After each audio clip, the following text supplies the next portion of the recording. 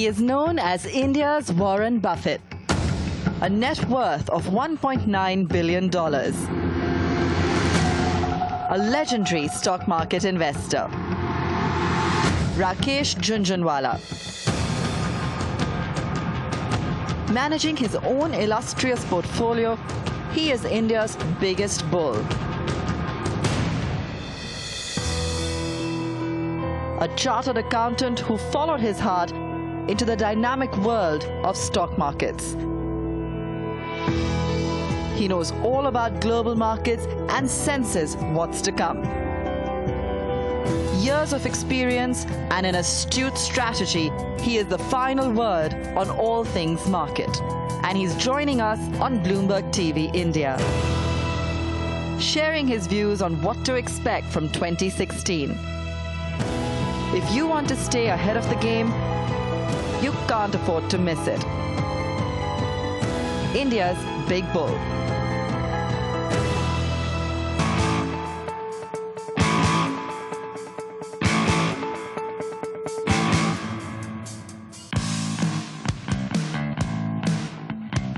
When we hear about Rakesh Jhunjhunwala, we always picturize Warren Buffett of our country. An idol sort of figure which really motivate the smaller investors as well as brokers. He has in-depth knowledge on stock markets. He's a chartered accountant and I'm also a chartered accountant. So first thing when I hear his name, it just came to my mind that chartered accountant can be such a big name. I think patience is the key criteria for success of this man. He's the king of Indian stock market. His advices are one of the best what I see on TV. When I hear sir's name, first thing comes to my mind is his dedication towards his work. He's known as a big bull of the market. He's the king of stock market and he's having such a wonderful strategies he has adopted. I see of him as a very unconventional investor. He's one of the most successful traders in our country and I would obviously like to have some tips from him. Rakesh Jhunjhunwala means king of stock market.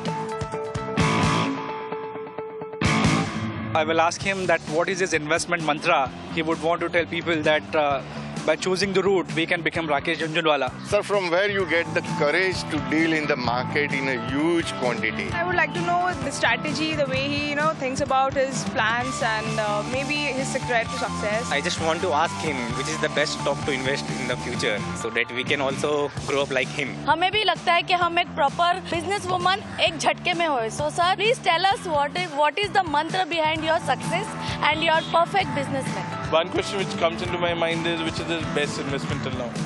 Titan, Geometric, Aptech, whichever.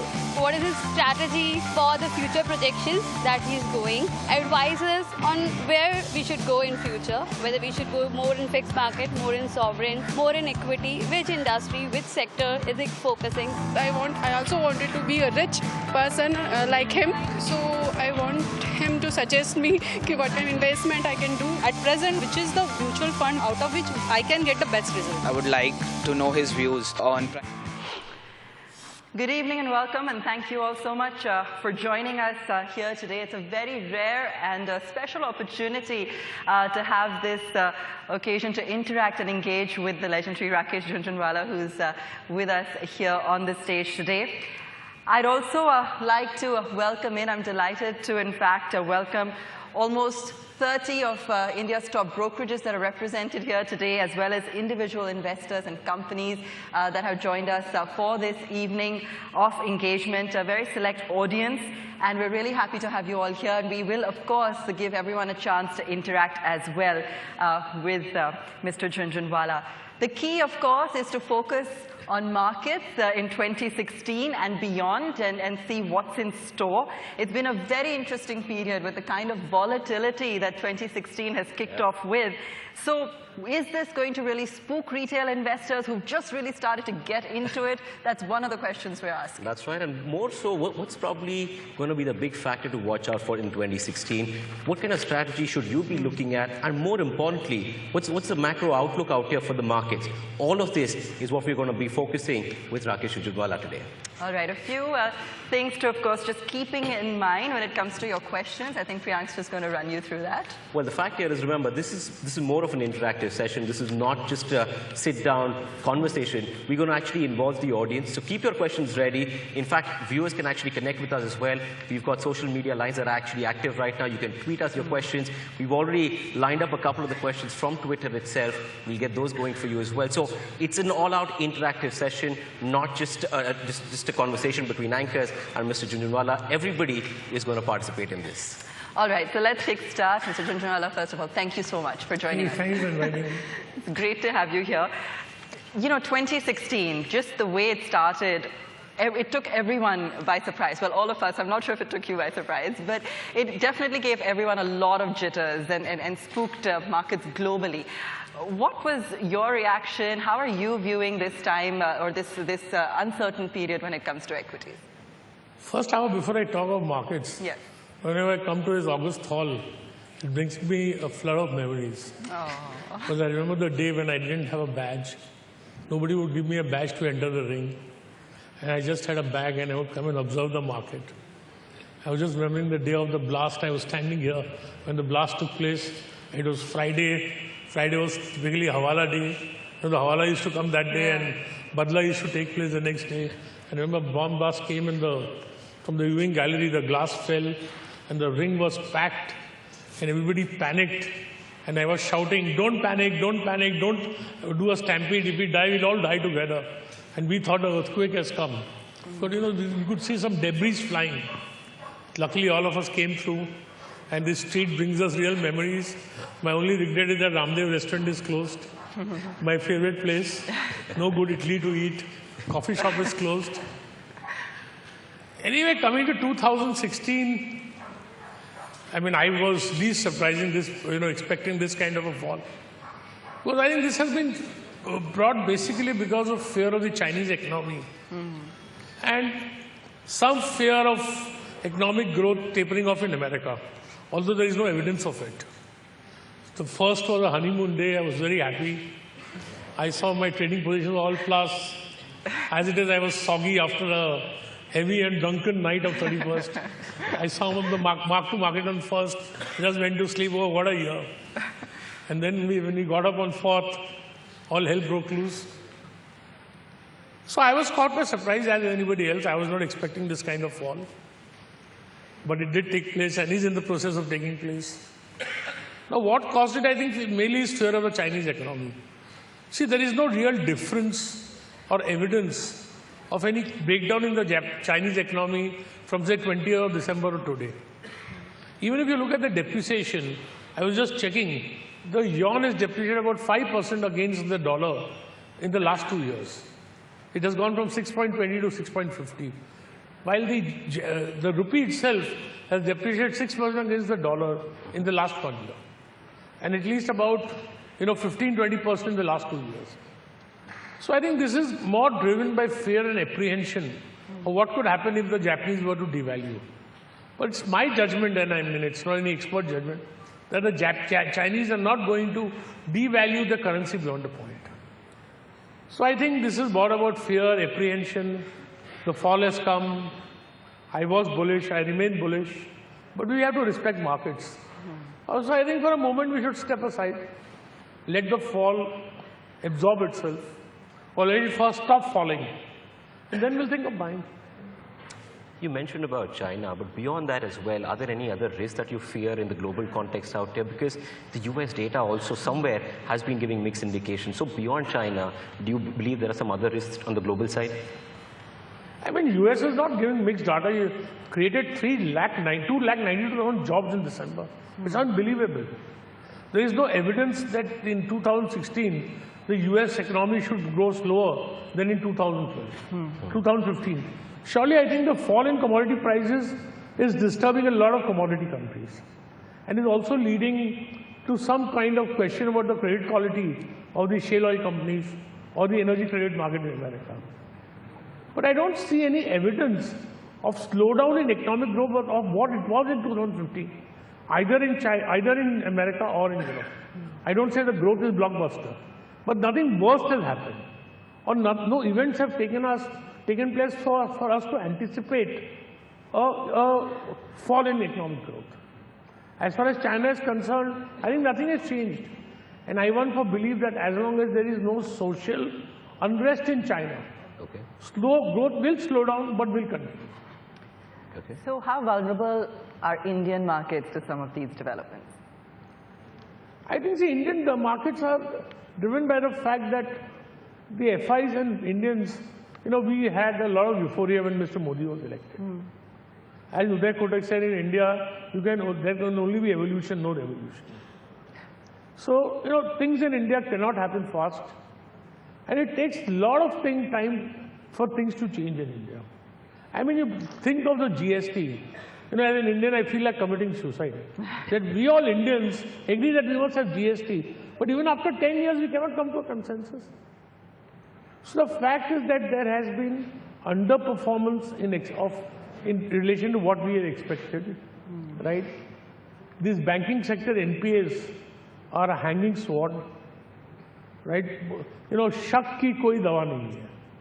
So even if, say, State Bank used to have, say, they have declared 3% as gross NPAs, the actual gross NPAs are 5%. Unless and until it's fully known, people will always suspect it is 10%. Or it's much higher than what we know. And there is no way for us to say that it is not so. So another thing is that whatever the government has done has taken, and will take time to come through. But I think now, as far as road orders are gone, things are looking up. I think a lot of orders are being released from the railways. So I think we are meeting a sense of disappointment with a sense of what the government wants to do is finally taking place to some extent. Also, I think we had the effect of 2 bad monsoons. Hopefully, we have never had 3 continuous bad monsoons, but they say statistics is a lie. But let's hope that we have a good monsoon this year. So that will lead to a revival of economic demand. I also feel that India has never had a better macro position. But we all took large positions, FIs took a lot of large positions looking at the macro. But it has not so far translated into micro benefits. So now I think it's that sense of disappointment with which market is going down, aided by what's happening internationally. I think internationally, and also if what were to not happen internationally, markets may not have fallen, but I don't think they would have risen much in a hurry. I think 2016 will be a good year, but it will take time. I remember listening to you a couple of years back, and you made an interesting statement back then saying India is an economy which is like a runner without shoes. Pardon? India is an economy which is like a runner without shoes. Yeah. What more do you want to see when we talk about reforms? What more do you want to see? Because there have been some measures that have taken place here, maybe in terms of Uday. Reforms, I would like the fertilizer subsidy to be abolished. Okay. I mean, it is the worst. You are killing the quality of the soil by constantly putting urea. Instead of investing in agriculture, you're investing in the fertilizer, right? I would like banks to be nationalized. Go to Pedder Road, there are 14 nationalized banks. They all have the common owner, and they all competing against each other. What is the need for 14 banks owned by the government of India? There should not be more than 3-4 banks. So if you ask for why should there not be amendment to labor laws? Right? Yeah. I mean, I think we are protecting a small minority of 2 to 5% of our employed workforce, so that we are not creating jobs for the balance 95%. So if you tell me there's a wish list, but in a wish list there is a cross wish list, out of the question, there is a wish list, possible. But even the possible ones, sometimes Congress doesn't agree, sometimes BJP doesn't agree. So it becomes to bring, but one thing I can tell you, one welcome change which has come is that crony capitalism is substantially getting reduced in India. And it is shown by the fact that those industrial houses which were involved in crony capitalism today have the least market caps and the highest market debt. Right. It is the companies who are least in crony capitalism who have become the most prosperous. Yeah. I mean, look at HDFC, look at House of Tata's. Yeah. I think HDFC is 14% of the Nifty. Yeah. So I think change is coming gradually, far slower than what we would like. And sometimes even to me, whatever you call me, frustratingly slow. I mean, to keep believing in this country, keep believing in it, really requires you to believe in this country. I think a lot of people here would agree with that, especially those that have been looking, for the markets, for wealth creation and value investing and waiting for those returns to come in. So, the question that everyone always has, Mr. Jhunjhunwala, is when, but when? So, when do you see the capex cycle, for instance? When do you actually see that turnaround? How far away is it? Well, the turnaround is not an event, it's a process. So it's in the process of happening. It's going to take time. It's not going to happen in a day, right? But I believe that some of the actions that the government has taken, government took time to understand, and we still don't have the National Investment Fund. I think all these things go through, it will make a lot of difference. And see, once you have orders for roads, you'll have orders for bitumen, you'll have orders for road machinery, you'll have orders for cement. So oil a cycle. And it's not, see, the economy and the country is on an upward path. Now the path is slow. It will accentuate with time, there's no question. How fast, how, when? It's like asking Ashwarya Rai, when are you getting married? We don't know when. But talking about capex and taking a cue from there, you mentioned about banking earlier as well. Can you elaborate a little bit on that? Because the banking stocks, even as we speak right now, they're hitting 52-week lows itself. There's been a lot of concern there. What do you believe is the outlook going forward from here when we talk about the banking sector? See, it's not that India is the only country which is having a banking crisis. America had a housing loan crisis, saving loans crisis in '91. Sweden had a crisis. In 2008, banking, there was a lot of crisis in Western banks. So it can be handled once it is brought to the fore. It has to be, it has to be disclosed, everything has to be known, there has to be a crisis, and it will be handled. I think part of the reason for the crisis is that it has been delayed. And in that delay, you have greened the loans. If you go to an infrastructure company's books, you will say he has 5,000 crores loans. 2,500 crores was the loan 4 years ago, right? He did nothing. The bank charged him interest at 16%, paid him money to pay their interest, and therefore the loan today is 5,000 crores.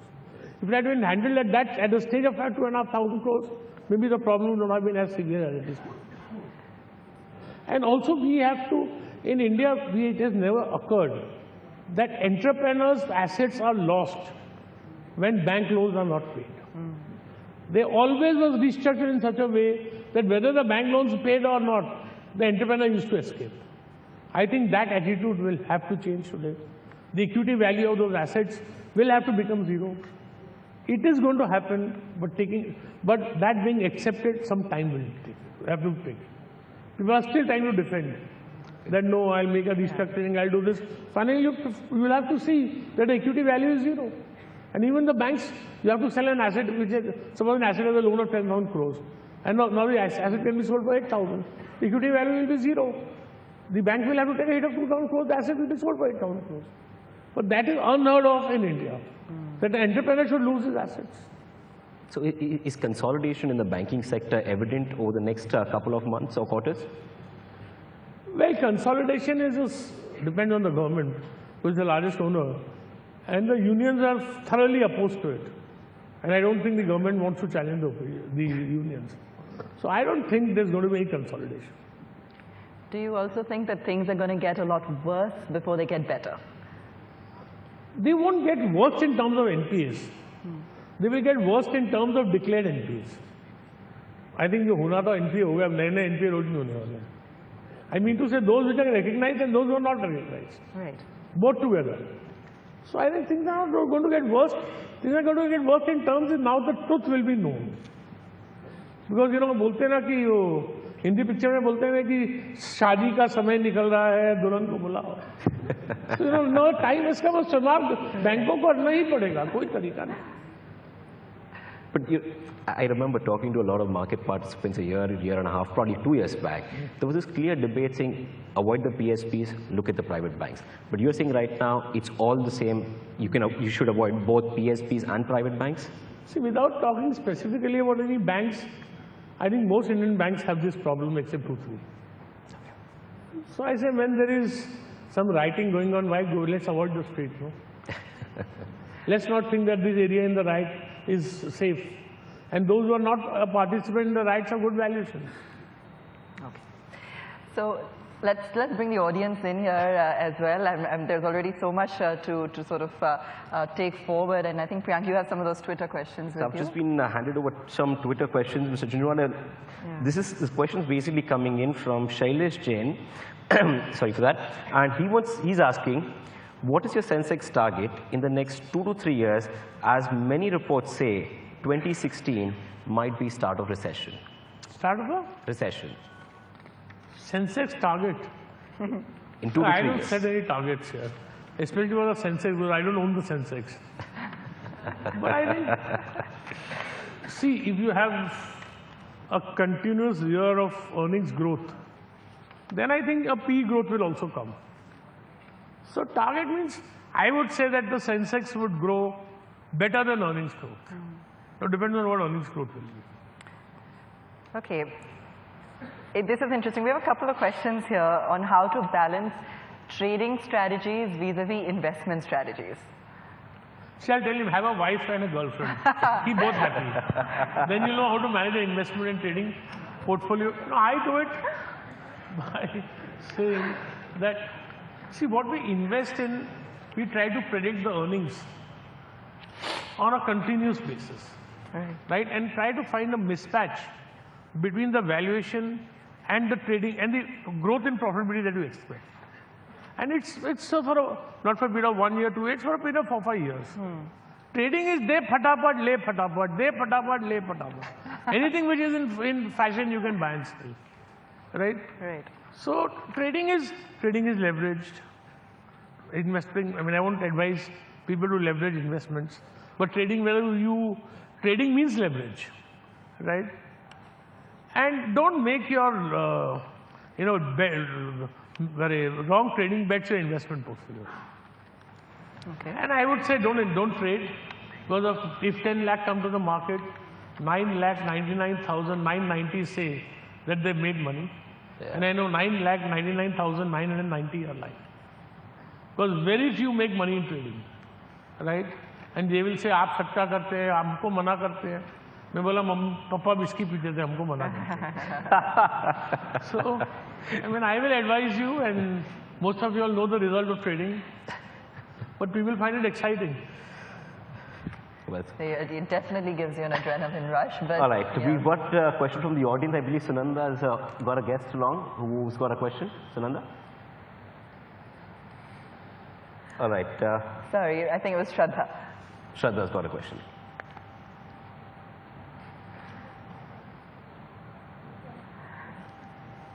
Okay, well, we've got a couple of others here as well, in fact, that have come in. So, still sticking to sticking to some of those targets going forward. Everyone, of course, is very curious. A lot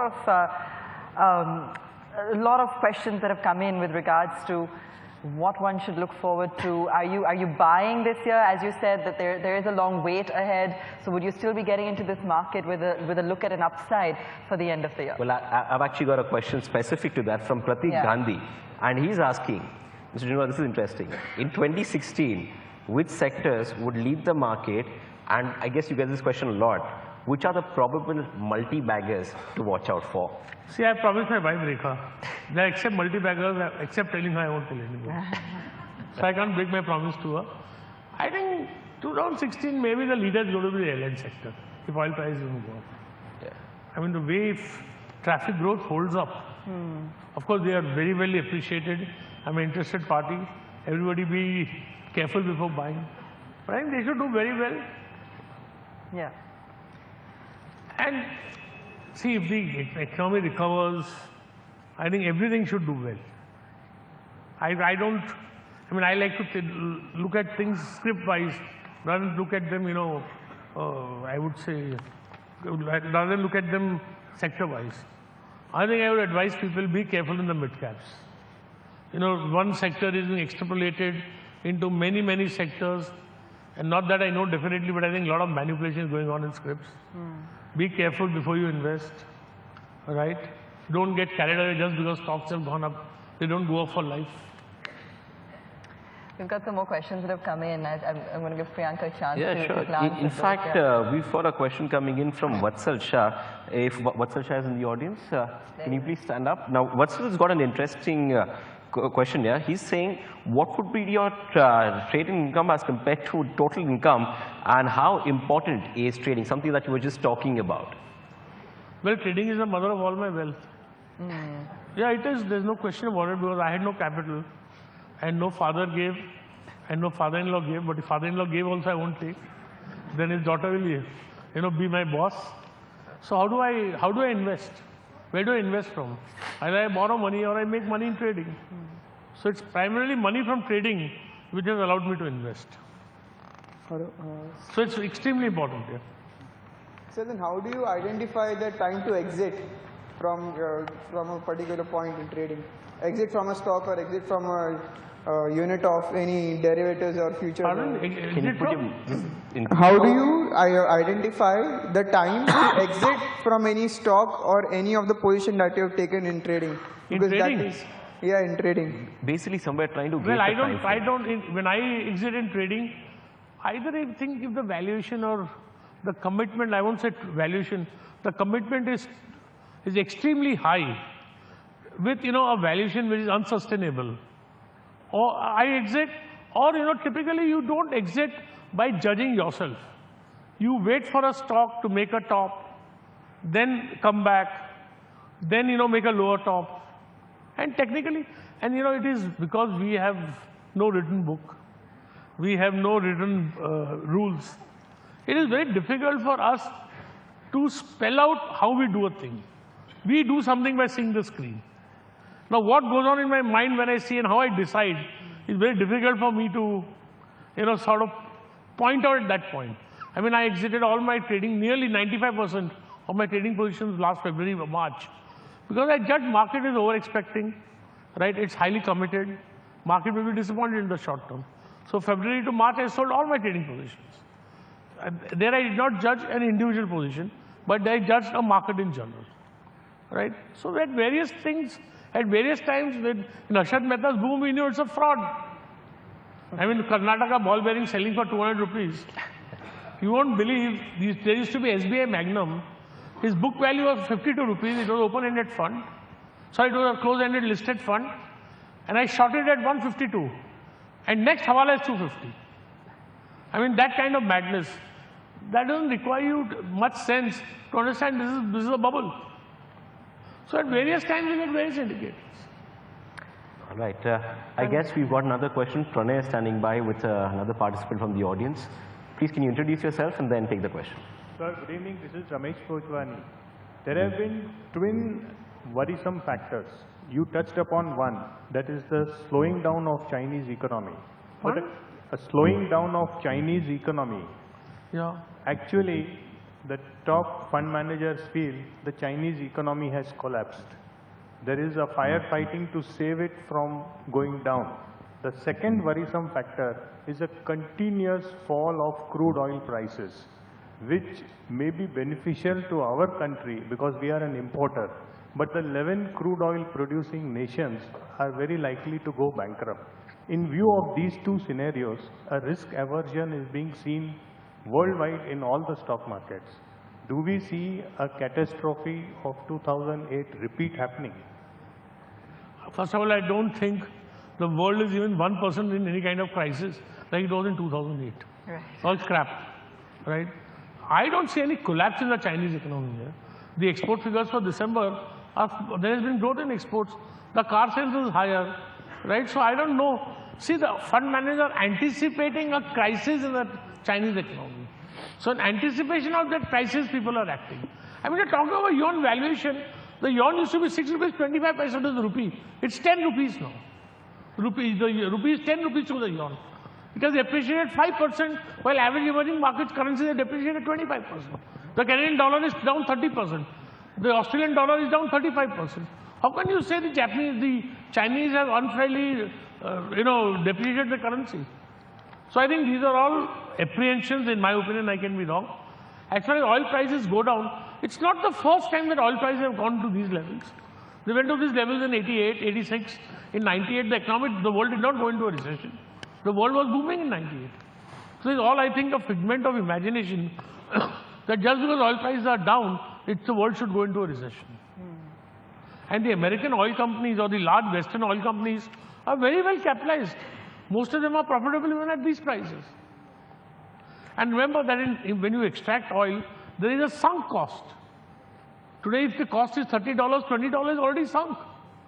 So whether I make the oil or not, when I produce the oil, I don't incur that $20. So I don't, for one, maybe I'm wrong, and I have been wrong. I don't understand this. But I think there is a bit of apprehension rather than reality. And maybe if markets discount things in anticipation of events, maybe there could be a collapse in the Chinese economy. It may be on its way, but it's not there still. Okay, we have another question on this side of the audience. Hello. Hi, sir. My name is Jigar. I have two questions for you, actually. One on the macroeconomic front and one for the domestic market. The first question being that, I believe there's a lot of FII funding that has come up in the form of FDI, or in the form of startup money, or in the form of FIIs. And correct me if I'm wrong, but I think it's greater than the amount of current account deficit for this year. So will that help improve India's sovereign ratings for the year, and will it help improve the markets better? Please hold the mic closer to you. Yeah. So will that result into a better rating for India for this year, and would it help improve the markets? And secondly, on the domestic front, two of my favorite sectors like automobiles and pharma, which have fared better in the last couple of years. What do you think is in store for the next 3 years? And if you can suggest any multi-baggers over there. Well, in pharma in general, I think pharma sector is well corrected now, and pharma is going to do extremely well. Indian pharma companies are going to turn out to be extremely large in size, and I think it's just mature in, the Indian sector is maturing. Indian companies have 22% of the generic market in America by prescription, but only 13% by value. I think we are going to come to a higher value, more participation. We have very good local market. So I am generally very bullish on the pharma industry. That doesn't mean you buy the stocks, do your own research. I didn't understand your first question. It's more to do with the fact that will a ratings upgrade help the market, and do you see a ratings But upgrade? there is, ratings, the current account deficit is not the only thing in ratings. I don't think we are going to be able to maintain the fiscal deficit at 3.6%. And in my personal opinion, we shouldn't. We should spend expenditure on capital goods, on capital items, rather than trying to maintain the current account, maintain the fiscal deficit. So, what is a rating upgrade going to matter? Not much. Just going back to the healthcare question that he asked you, this whole US FDA issue that we are seeing, the last couple of days, some of the large cap healthcare companies have somewhere got impacted by that as well. You believe it's just a short-term issue? It's a short-term issue because it's more a cultural issue. Okay. See, today if you find in a large company that they are having an alternative lab on the site, those people are not taking this matter seriously at all. It's good, it will raise the standard of India's pharma industry. The US FDA standards is not something that we dikhana hai bas, and not really follow it. I think no Indian companies has been, as alleged that they are being targeted by the Americans. Because if I saw a study that as per number of plants in each nation, percentage-wise India is at the same number of, 483s or import alerts. So I think this kind of correction of the manner in which the plants are looked after is, and some of the 483 you say are horrifying. In one plant, urine is lying on the plant, the drainage system in the toilets are not working. And that's not the way how whether FDA or ordinary pharma plants can function. While we're on exporters, actually, let me also bring up IT. We've already had earnings start to come out, and we don't have to get into specific stocks, but a nice surprise today from Infi, which I'm sure cheered everyone up. Is that a space that you're looking at, Mr. Jhunjhunwala? And what would it be mid caps versus large caps? For me as an investor, of course, is software. Yes. But what is important is the effect of software export on India's economy. See, what's important in exports is value added. If I import a diamond for 80 rupees and export it to 100 rupees, what the Indian economy gets is only 20 rupees. if the merchant exports in India are about 300 billion, the value added is about 25 to 30 billion. That means for $300 billion of exports, we are importing $200 billion worth of goods. So what we are really adding is 100 billion. But in software, for $120 billion of software, I am getting only $40 billion of imports or execution outside India. 80 billion of the work I am doing in India. So the value added of software exports is tremendously high. It is 75 or 80% of the total value added of merchant exports. So the software export brings a lot of buying power into India. It pays salaries, it pays rents, canteens are run, automobiles are run, air conditioners are bought, air conditioning is consumed. So software exports are very important to India from the point of purchasing power and growth they bring in the economy. If Mark Fobius says that India's share in software exports is 3% of the world and it will be 20% by 2025. Mark Weber says, who invented the television? He says the Americans. Is there an American TV brand? There is no American TV brand. There is no American TV brand. So Mark Weber says by 2050, why should there be an American software company? Right. All software companies should be Indian. He says that. And he cannot be dismissed easily. So software is a tremendously important export and local product for India. And remember one thing, that people say change, digital. The world is going digital. Means the application of software is just increasing. What are you going to use artificial intelligence with after require software? Everything now is software, software, software, software. And I don't think any country can have the educational base, the skills to compete with India in software exports. Except maybe America or the developed world. So I see an extremely bright future for software exports and for its contribution to India's growth. And you know, since you make that point and since we're talking about IT, you've always had a preference towards the mid-cap IT space. Sorry for that. You haven't really had that much of investments. Even currently, you always prefer to play the mid-cap IT space. Is there a reason, is there a certain approach that you follow when you shortlist some of the companies in the mid-cap IT sector? Well, at the moment I'm fully invested up to a year. So I'm not, wasting my time doing research on what to buy. Because I have no money, right? And how I buy and what I buy, and it's all a mystery to me also. So, because I don't follow any process, any system. It's more intuition and more one-off things.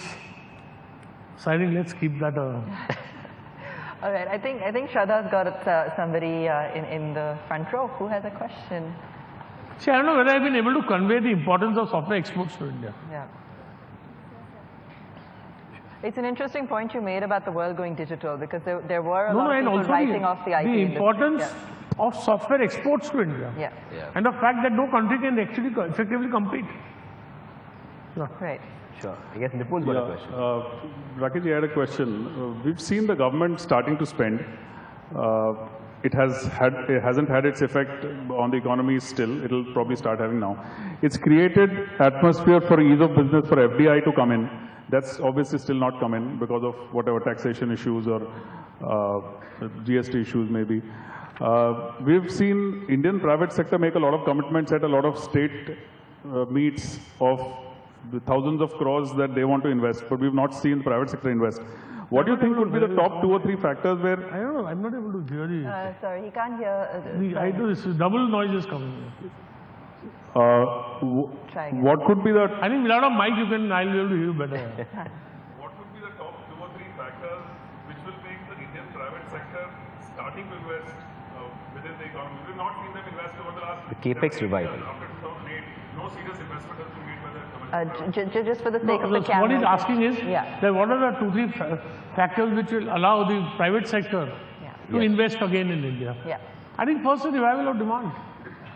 I mean, today there are enough power plants in India, right? Availability of capital, both with the government or the person who's creating infrastructure, and who's wanting the infrastructure and the person who's creating it, right? And third is, I think revival of demand is see, I for one believe that if there is revival for demand, if there are bankable projects, capital will come, whether from India or outside, right? The problem is they are not bankable projects. They are not cleared in time, right? There are procedural issues. I think revival, there is. I mean, we will not sell this year the number of trucks we sold in 2007. Can you imagine? The MHC HCV sale in 2015 will be lower than the MHC and HCV sale maybe in 2006 or 2007. I mean, today the cement industry capacity utilization is 70%, right? And there is so much of cement industry for sale. So if demand comes, I think investment will come. All right, I believe our head of research has got a question as well. Shell Damania is there. Shell? Shell, you need to put the mic close to you because, yeah. No. This is a speaker, you know. Come closer and... Okay, can you hear me now? Okay. Yeah. So how do you feel about the e-commerce space, the Snapdeals and Flipkarts of the world? Transactions happen at very, very high values. Would you have shorted them if they were listed? How do you feel about that? The e-commerce space, the whole Flipkart and the way valuations have been panning out in that space. If they were listed... Well, I would have shorted them now, but see, first of all, the valuations are decided by Tiger, Sequoia. Same one invested 150, some fellow invested 500, then invested 5 billion. So, dil behlane ke liye galib khayal achhe hai, right? Because that small club, who's deciding the valuation? You have an open market. And second thing is, see, whenever in trading, just because something is misvalued, I think it's a complete bubble, right? Because we don't know the path to profitability. We don't know the business model. We don't know the path to profitability. One day they open, one day I hear on the mint and especially the economic times, this is the new unicorn. Then I hear this company has closed down in 7 cities. So I don't know what's happening. And I don't waste my time also, right? So I think if they are listed, there has to be a timing. Time se zyada timing ka importance hai. You know, when George Soros realized that, I don't know when he earned the £1 billion, and he realized that you cannot equate the valuation of the yen, of the mark and the pound to a certain level, he waited for the time and shorted. So just because there is a bubble, don't short it. Right? Because you understand there was a bubble when that State Bank of India Magnum Fund, 52 valued at 152 going to 250. If you had shorted it 3 months ago, the value was 70 rupees. Your chaddi would have gone. So, that's why they say stop loss. But I think it's a bubble. You'll get a good chance to short and don't leave it that way. Okay. I guess... Look at what happened. There's only one stock which is listed, I think, Just Dial. Yeah. It went from 750 to 1600. I think now it's back to 820. Yeah. Okay. Yeah. All right. He's got follow-up to that as well. How do you feel about logistics? Do you think it's a better way to play it apart from just Dial or maybe just a couple of stocks which are listed really in the space? No, but it's just your... See, I mean, you can buy concepts when those concepts are not premium. Yeah. When a market is... This is concept investing. Dreams. Somebody can see here invest, somebody can see here invest, somebody can see there and invest. These are all investors who can see there and investing. So you better be careful. I want to know one logistic company whose profitability has improved in the last 2-3 years. Very few, I think, except Blue Dart. Everybody's improvement is marginal. So this concept and idea is very good. But how it is going to play out, what's going to happen, when are these companies going to have proper size, it's not known. So I would rather stay away. Okay, so logistics looking expensive as well. I believe Sunanda's got a question as well. We are colleagues of Bloomberg TV India. We're all participating in the discussion. So Sunanda is a colleague as well, and she's got a guest rather. Okay. Good evening, sir. I'm Payal Sanghvi from Prabhudas Leeladhar. It's my pleasure to hear you live today. I have 2 questions. One is, what are the valuation parameters you focus on when you pick up a stock? And secondly, which are the sectors you are more not sector, I would say businesses you are more bullish in for next 5 years? Well, the second one may be left unanswered. Because I am bullish, how will it help you then? Sir, it does help. I know you can't make money on borrowed wealth. And tips are hazardous for health. So which sectors you would be bullish on? When my portfolio is known, I'm bullish on those sectors that I invest. And you asked about how do you judge valuations? Well, valuations have an history, they have a relativeness. And also see, when you buy a company, if the earnings change, if the qualities which embody valuation, earnings growth, cash generation, corporate governance, see what makes valuations? Earnings growth, most important, yes. Cash generation, corporate governance, right? Now, if these factors are going to arise in a stock, valuation will change by itself. So the actual valuation when you buy a stock, whether it's cheap or expensive, will these adjectives which come together to give a premium valuation, will they exist? So I think that's what a judgment is.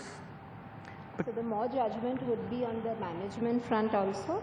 Can you put the mic closer to you so we can hear you? The focus would be more on the management also, at what management... See ma'am, it all depends. Sometimes stocks can be so cheap that even the worst management is very good. I mean, I bought 5% of United Breweries and United Spirits, both of them for 6 crores rupees. I mean, a lot of people said, what, Vijay Mallya, Chor, Shah, today the market cap is some 30,000 crores. I said, no, you're getting 50% of India's liquor industry for 100 crores of rupees. And it was only for a guy like me who loves to drink, who knew the value of brands. So, you know, I mean, it's all very relative, madam. See, nothing in this market can be 1 + 1 is equal to 2. And every situation has its own parameters. And it has to be applied. That's why, you know, there are 2 things in life which cannot be taught, they have to be learned, which is cooking and markets. So, you know, I can't say that these are the absolute parameters, that I have got a formula, I feed into my computer, and then I feed all the stocks, and yeah, I get the reply. It's not like that. It's even something... You know, I actually want to add one more point there. The other bit out here is, is there a certain way that you decide as to how long you'll actually hold on a stock to? Because, you know, we've seen some of your holdings, they've actually been with you for the long time, and that's where the real money is also made, at least is what we seem to understand from... See, you should have the maturity to realize that, you know, maybe I made 5, 6, 7 very, very good investments in my life. Now, I'm not, see, I could make them partly because the future turned out to be far brighter than what I anticipated. Okay. It was plain luck. Second is, where do you get those quality of companies today? You need a combination of growth, quality, governance, right? You know, for all these factors to come together. So you're not going to be able, a lot of people ask me, give me a Titan. No, I said, I'm looking for it. When I find one, I'll call you. So, and also, you know, your returns are going to temper. I mean, if I had a very small capital, you know, I could have got high return. In large amounts of capital, you get higher than 18 to 24% return. If I get 18% return, I'm a king. If I get 24%, I'm an emperor. I mean, 24% means my money doubles in 3 years. It goes 4 times in 6 years. What kind of wealth are you looking at? So, I mean, like, if you, like, let's say about Indigo. When I saw the facts and I saw all this halla about dividend, and I saw the cash generation, the fact that the industry is growing, and there's not much capacity addition coming up, it was a no-brainer, right? So if you, I mean, it's not that by looking you'll find an opportunity. But it comes, and when it comes, just seize it. Right. Don't give it time. So we've got a Twitter question coming in. I'm going to get back to some of those stocks and sectors in a moment. We've got a Twitter question coming in from Prateek Mehta. He says when RJ writes his book, something about himself, what are some of the trading rules, investments, or mistakes that he'll include in it so that his followers can learn? Any words of wisdom that you'd like to share with? Well, I'm too young to write a book. And, you know, why should I? I think I have learned much, but there is much, much, much more to be learned. And the quest to learn is a journey, not a destination. So one thing is, you know, I think writing a book about yourself is glorifying yourself. I've been approached by a lot of people. But why should I glorify that? How perfect I am, or my story has so many golden crosses, just because I've earned some wealth, that I should write a big book about it. I intend writing a book, but I intend writing it maybe at a much later stage. Okay. See, if you want to trade, there are only 3 rules. First of all, first rule is don't trade. If you want to disfollow that rule, then always trade with a stop loss. Okay. And know what to scale, what to stake. I mean, if you have 100 rupees to lose, stake only 50. Keep your stop loss at 40 and follow them strictly. But believe me, don't trade. It is the most difficult thing to earn money in. But the most exciting. In the morning when I go to the office, nowadays I'm trading lightly, I'm not bothered what is Titan's price and what Blueprint's price and what is Crystal's price. If I'm long in Tata Steel, I'm more bothered. I ask my, my office first, Tisco su voucher, Tisco, because that's more exciting. You mentioned you plan to write a book at some time. The question here is, who will you call to inaugurate it? Which Bollywood actress would you call to inaugurate the book? Which Bollywood actress would you call to inaugurate the book launch? I'll call my wife. Because she has borne me for well played. Well played. I love it. That got a resounding ovation there. Well played. I better do that because she has half my wealth. And my college professor used to tell me, as long as I'm married to my wife, under the provisions of the Indian penal law, I cannot be charged with raping her, but I can be charged with stealing her money. So she is mine and I am hers. But her money is hers and my money is mine. Right. All right. On that note, another question. I think Shraddha's got a participant with her. Hi, Suruchi from Morningstar. So there's a lot of talk about payment banks and fintech. I had 2 questions on that. Do you think they have a lot of place on Suruchi? What is a lot of talk on payment banks and fintech? Do you think they'll have a profitable model? And second, do you think they are a threat to the banking system? I also have a question on insurance, but I'll ask that next. See, if you have read a lot of interviews of Mr. Aditya Puri, he says he doesn't want to do anything new. He wants to see how the other person does it. Uska kya hota hai, अच्छा होता है, खराब होता है, उसको देख के करेंगे. I don't want to anticipate anything. Let these banks come, let them see what they are doing, then we'll react. Why should we try and anticipate what they will do? One thing I can tell you, they cannot replace the existing banks. Because you have a payment bank, you have a bank for deposits. Today I go to a bank for a number of services. I want a depository account, I want a credit card, right? I want foreign exchange services. Can I leave that bank? To my mind, I can be wrong. Can I leave the bank which is giving me so many services? Maybe the customer or the margin may go to these banks. And I don't think credit cards can be replaced by any of these payment companies. Who will give the credit? And they are a very important part of the whole, and what is the revenue? First of all, I want to ask, what is the revenue model of these banks? With this payment, you can't have more than 1 lakh deposit. So where are they going to earn the money from? They can't loan beyond a certain amount of money. So I think let's not invest in the change. As Warren Buffett says, let's see what the change is and then we'll react. And you said about insurance. Yeah, my other question was about insurance. See, Suruchi, that's a problem because वो सब merchant banker लोग एकदम lipstick लगा के valuation में आएंगे. So insurance is very good, but the valuation will be better. So stay away. Leave it to Mr. Who's the Canadian here? Indian Canadian. He's bought in ICICI, no? Yeah. So leave it to all the institutional investors. Yeah. I don't think insurance is going to come at a valuations which are very attractive. And also on listing, the valuations will go up, but I think they'll come at very good valuations. And very frankly, I don't know much of the insurance industry. Put listing bag, Thank you. All right. Sananda, I think you have somebody with a question with you. Hello. Hi. So this is Ronak Mundra. I've always... Mic closer. Hello. Yeah, this is Ronak Mundra. You're married? Sorry? You're married? No. Why? That's why you keep the mic up. If you're married, you don't keep the mic up. I'll give you a surprise. I'm married. Okay. So I've always, whenever I see any interviews or any of the dialogues or read about you, you always say I'm a bull and I'm always fully invested.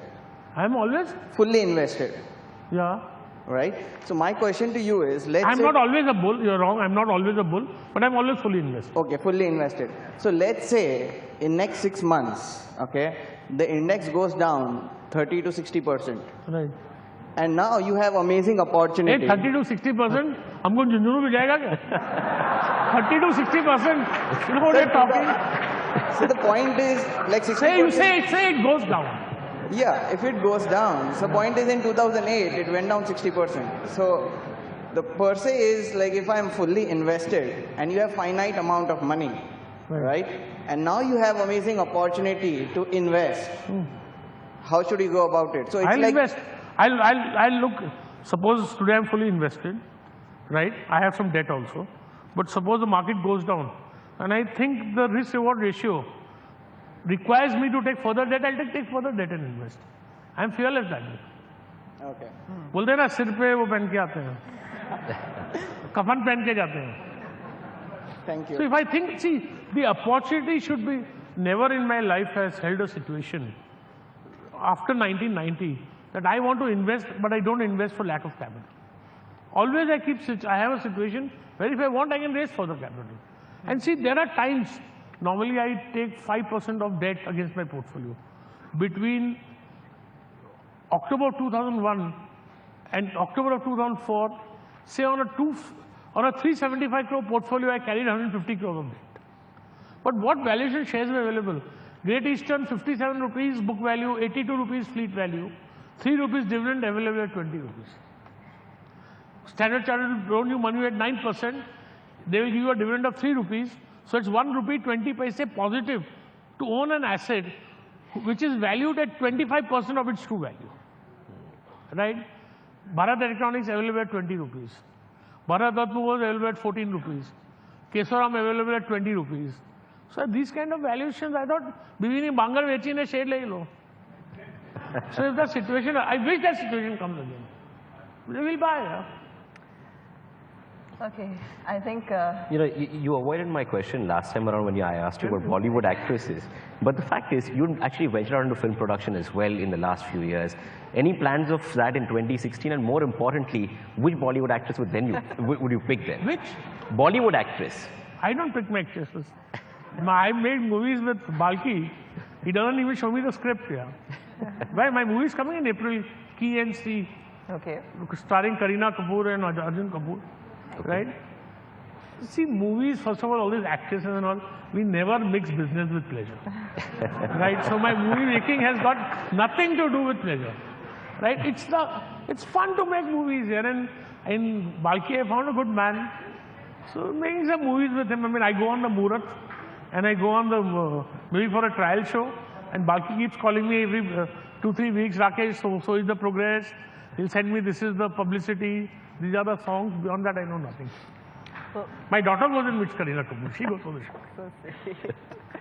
All right. On that lighter note, well, actually, just one last thing. Sir, last time we were in your office, we spent a lot of time looking at the race horses and how well they were doing. Is that something also you're continuing to spend time? My horse is doing very well. My horse will win the Derby this year. Fantastic. I love Costa del Sol. So horse racing is fun. Nice. All right. So on that note, we'd like to conclude this part of the evening. But we do have a little bit more for you. We'd like to invite on stage our Executive Editor, Siddharth Zarabi, and of course, Ashish Kumar Chauhan, the CEO of Asia's oldest stock exchange, the BSE, a fabulous host for the evening and a location with a lot of memories for Mr. Jhunjhunwala as well. If I could welcome them on stage for the last part of the evening.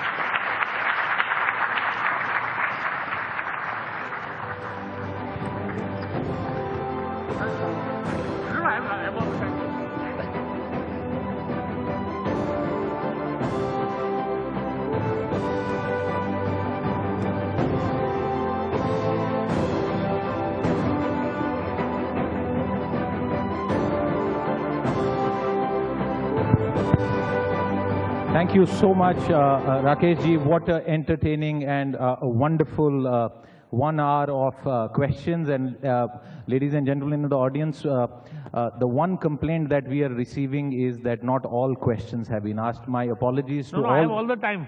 You ask me the questions. And we will therefore add. But it's my great privilege and honor on behalf of Bloomberg TV India to request Rakesh ji as well as Ashish ji to unveil something that is very close to our heart as a channel, which aims and intends to be the best conduit of financial information and knowledge, a channel that is spread all across the world, and Bloomberg network, 162 countries. What we are going to request Rakesh ji, with his permission, is for him to unveil our budget theme and logo. I'm going to hand over this remote to you with the request that while you are seated, you just turn this remote and press OK. I think we are ready to go.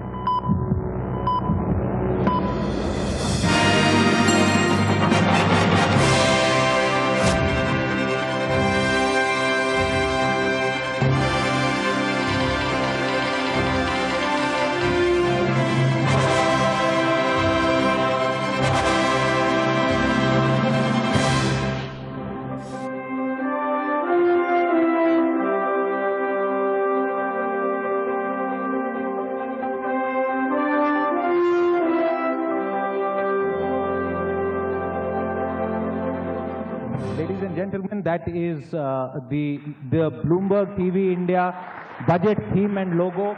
And Rakesh ji, just before I engage with both of you, very quickly for the benefit of the audience and for our viewers, the big budget bet, and you were the best person to unveil it. Thank you so much for doing that. B for business, E for economy, and T for trading. And we heard your views on trading, but that's the flavor of the season, Rakesh ji. So that's the theme that we are going to focus on in the run-up to the budget and on budget day. Lots of exciting newer elements of programming that will be unveiled over the next few weeks. As always, my request to you to keep tuning in and supporting us.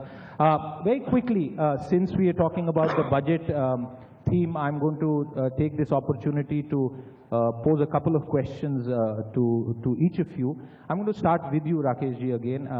And I heard this very significant statement that you made, perhaps for me, as someone who tracks the macroeconomy, the most important statement. You said, don't maintain the fiscal deficit.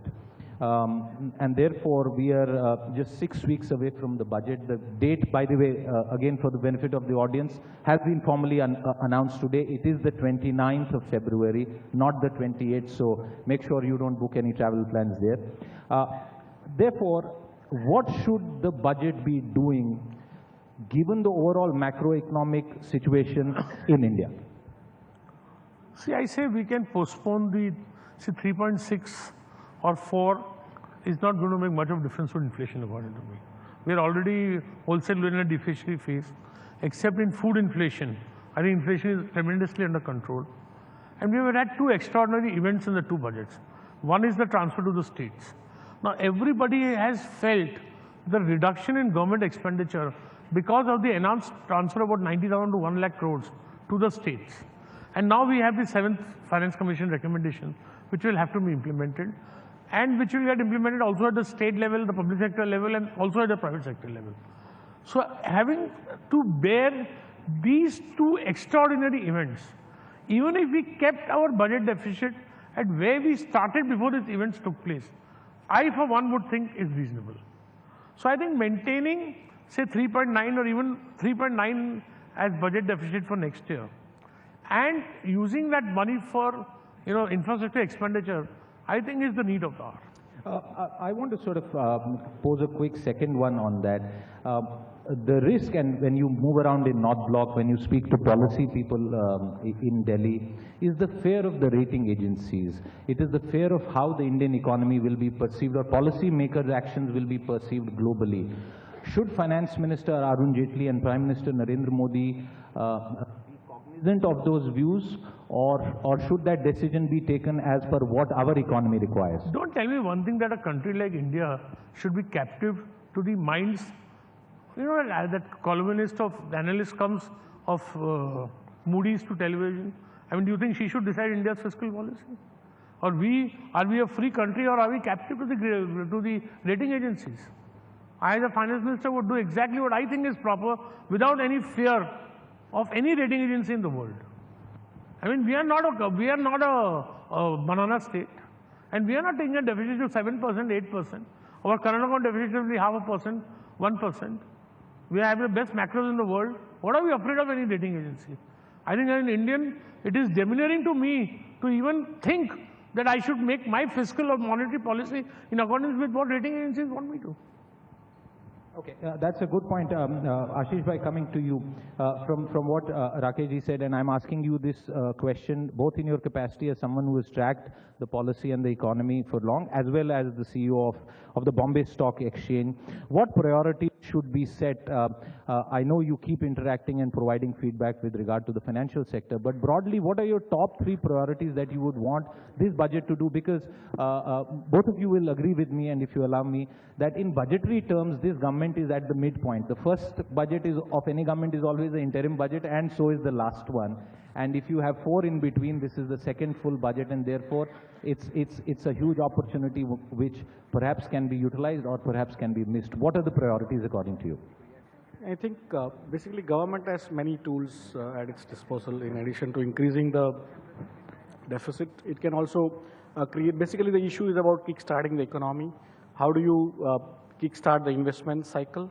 And given the macro situations worldwide, it's all the more important for India to actually stand up and be counted, and also ensure that the growth that is required is achieved. So there are many, many tools they have at their disposal. And somewhere on the line, you have been watching SPV creations and so on and so forth. That, for me, that is showing you where the government wants to go. Probably they want to do it off balance sheet.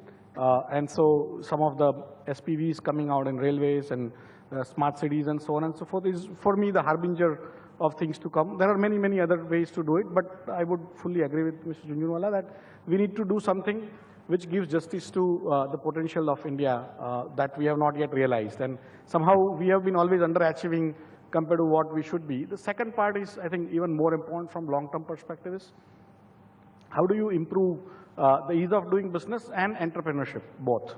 Because somewhere on the line, we may work on only just doing ease of doing business, but how do you go into innovations? Because for me, Indian economy is stuck in what I call, in 3 different trains. One is what I call the passenger trains, which go slow and stop at every place. And then there is mail train, which works faster. But there is a bullet train part of it, which is the new economy, where India has a huge advantage. Mr. Jhunjhunwala mentioned about that, that ultimately future is going to be about what is new coming up, whether it's artificial intelligence, robotics, 3D printing, nanotechnology, life sciences, wearable computers, inside body computers, all sorts of stuff. India is going to be the leader, at least in thinking. Now, how do we create value out of that? And for me, I would be delighted if the government announces a new innovation ministry, not to control and not to create regulations, but to support. Okay, to support. That's a good point. Yeah, I like to warn Mr. Chavan that as far as government is control, they think what is support, industry thinks is control. So there is a very thin line. You know, our wife always thinks, oh, I'm looking after you. And we feel, oh, again. So, okay, that's a good point. I'm going to turn and request your comments, Rakesh ji, on something that spanned out exactly on the last day of the year that has just gone by. Prime Minister Narendra Modi summons a meeting. All his secretaries are inside that hall in Panchvati 7 RCR. And he stands up and does a PowerPoint presentation. We have the details of that presentation. But what comes after it is a 4-para statement, which tells these secretaries that you have to give us ideas. 8 groups are formed. Subsequently, Bloomberg TV India reported on those details of that group. And today, the second presentation by that group has happened.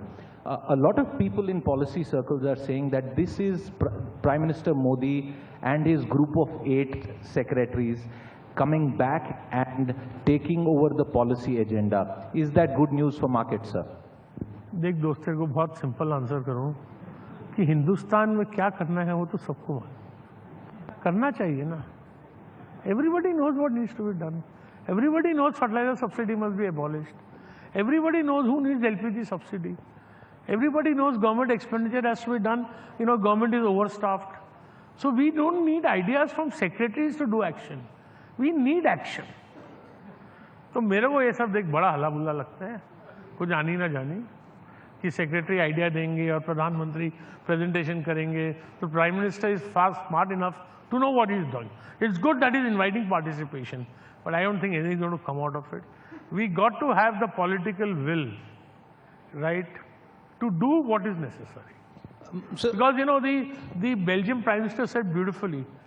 He says, I know what has to be done, but then who will elect me? That is the question. That's a very important point, and in fact, Rakesh ji, a lot of people are saying this, and I want you to tell our audience.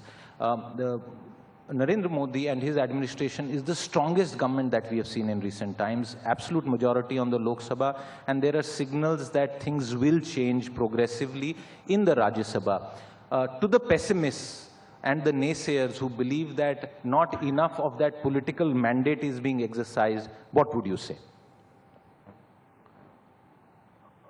Well, see, Mr. Modi is a capitalist with a socialist bent of mind. It's a very confusing statement, but he's a confusing man. In the sense, the socialist is always fighting कि वो cake का मेरे को कितना bite मिलेगा, right? He says there should be taxation, people should not get, there should be big social welfare. But Mr. Modi knows that first you must increase the size of the cake, no? Then only we should fight for the cake. So his first attitude is to try and increase the size of the cake. At the same time, he is very conscious of who's getting what part of the cake. So it's a very dilemmic part. I think the political point of this government is that they know that the way to political power is through growth. And what Indians aspire is growth. And they know the way to growth is investment. Way to growth is investment. So they are trying to spur investment and do whatever is needed in order to attract investment. Ashish Bhai, I'll come to you, and I am told that there are a couple of questions from the audience. So, but before we take those, we have to wrap up in the next few minutes. Very quick point that I want you to ask. Our reporters on the field, and by all indications, are picking up that budget 2016-17, for which you just unveiled the logo, is going to be a budget for Bharat. In fact, that is the second theme that we are focusing on this year. A lot of rural-oriented programs, several things that are going to happen. We obviously cannot guess that. A budget for Bharat, in the current overall sort of market scenario, how would it play out on the minds of market participants? For me, I listened to the finance minister last weekend in one of the events, and his reasoning was very clear that if I putting money in the rural areas, the results are immediate. And as Mr. Jhunjhunwala said, how do we increase the pie quickly? And that's how basically that seems to be their understanding, that if they put in money in rural infrastructure, rural projects, and so on and so forth, that is also going to increase the demand, the demand for all goods and services and so on and so forth. And top of that, it's also going to increase the GDP per capita in those areas where it's required to. And so for me, that seems to be the focus, and you are probably corroborating with whatever I heard, although many people heard different things from that speech. But I think we are on the same track. So a budget for Bharat, I'm told there was a question at, okay, Sunanda, my colleague, has someone who is going to ask a question. Please just introduce yourself and keep your question short. We are running completely out of time. Thank you. Please go ahead, stand up. I can't hear you. We can't hear you on that mic. Is there some?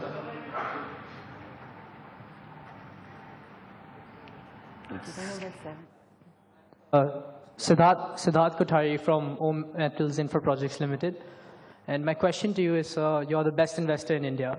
I wanted to know who you think, some investors you admire in abroad and in India. Who are some investors you admire or think highly of? Who are the investors that you admire, Mr. Jhunjhunwala? In India and abroad.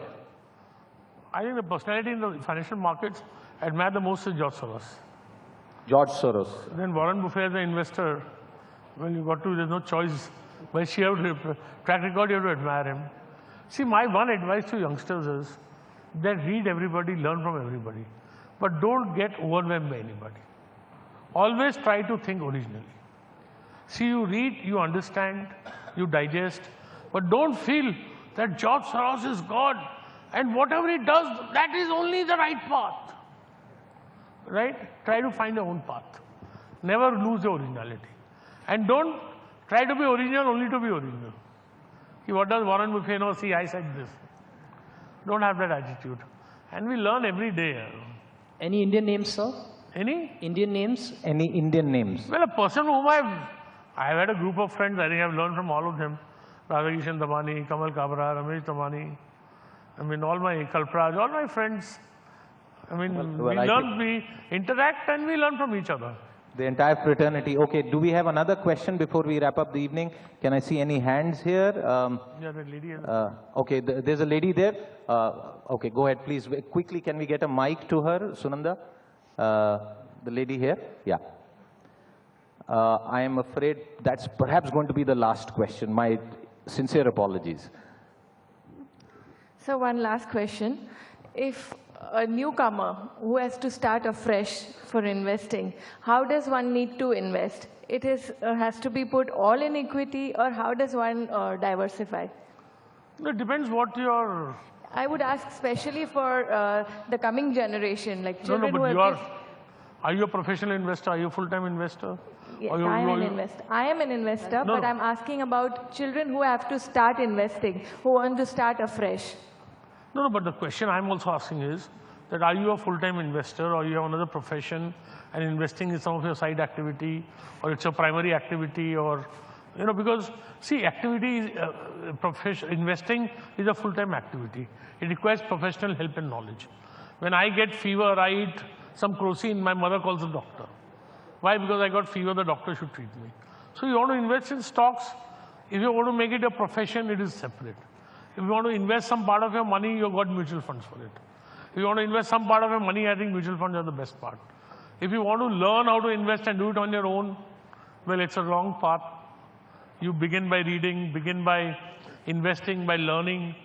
The biggest way of learning is by making mistakes. If you make mistakes, you learn. And you learn if you believe that the market is supreme. Right? And, you know, don't try to be a full-time investor. You know, I have no work, my children are grown up, I have nothing to do between 2 and 4, so I should be an investor. Ma'am, it's a very difficult path. Right? No. And if you want to be, you can read, you can invest yourself, and it has to be learned by trial and error. It can't be taught, it has to be learned. Well, it has to be learned, and I think that's perhaps the best note to end this evening on. Thank you very much, Rakesh ji, for your time and for all the learning that you have shared with the entire participants here and all over. And Ashish ji, once again, thank you very much on behalf of Bloomberg TV India for your gracious hosting of this event. Once again, ladies and gentlemen, thank you so much. I'm going to call Abha to do the final part of the evening, the honors for the evening. Abha, over to you. Gentlemen, just one more thing, Siddharth. Thanks. Just stay right here. I think we have something from the BSE for Mr. Jhunjhunwala. Oh, another bull. Ladies and gentlemen, one round of applause, please.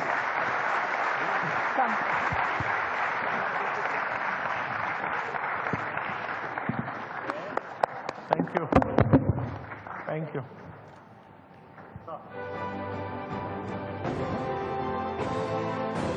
Thank you so much once again. There is some tea and refreshments outside, and thank you very much once again for being here with us today. Thank you.